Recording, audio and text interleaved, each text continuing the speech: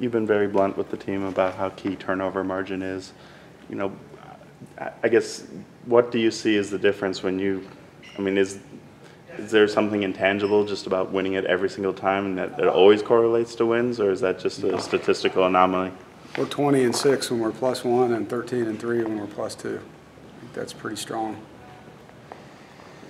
The fast starts, obviously you had to chase the game against South Carolina, and then Syracuse, it was the exact opposite. Yeah. Are you guys emphasizing that? We are. Louisville's a really good first quarter team, and so was Syracuse. So your goal every week is to try to take away an opponent's strength. And if you make a team that's used to being in the lead play from behind, that's something that you want to try to do in every game, obviously, but particularly against a team that, like Louisville, that scored 57 points in the first quarter this year. So they're a very good fast start football team, and it'd be great to have the same recipe as last week in the first quarter.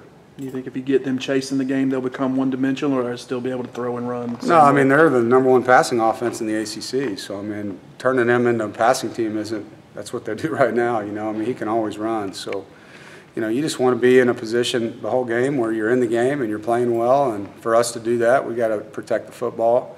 We got to make them have long drives, and we got to be very successful as far as tackling and keeping him in the pocket. You think tempo will be a key in this game? They're a fast tempo team, just like Syracuse, so it'll be a lot like last week where we're trying to get lined up quickly and, using our substitution packages the right way. Because Lamar holds onto the ball maybe a little bit longer than most quarterbacks, that does present opportunities for possible forced fumbles or for the defensive backs to know that they have to cover guys longer, and that could cause potential interception situations. Well, yeah, I mean, with him, there's so many things that you can't plan for. He creates a lot of plays. He's done a great job improving himself as a drop-back passer, and he's got good players to throw it to. But the scramble, we call it plaster rules. When he starts moving, we got to be body on different people, and our pass rush lanes have to do a great job of not allowing him to do that a lot.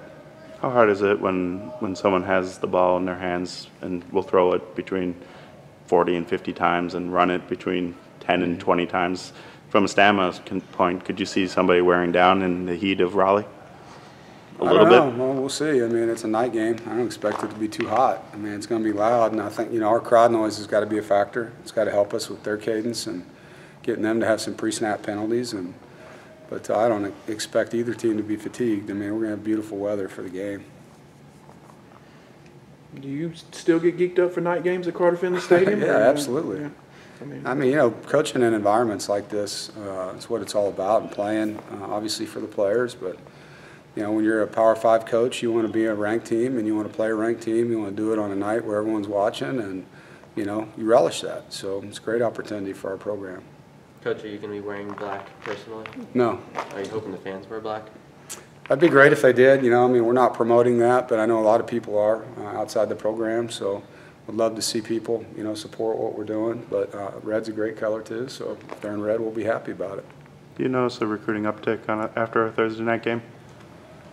What do you mean? Well, they're going to be watching. Everyone watches the Thursday night game. Yeah, I mean, you got a great audience if that's what you mean. Absolutely. I mean, I've been on the phone with several kids this week when I've had time, and they're excited. Several of them are coming, and the ones that are out of state, said they'd be tuned in. So it's just like a bowl game. I mean, you got a big audience, and you want to play well.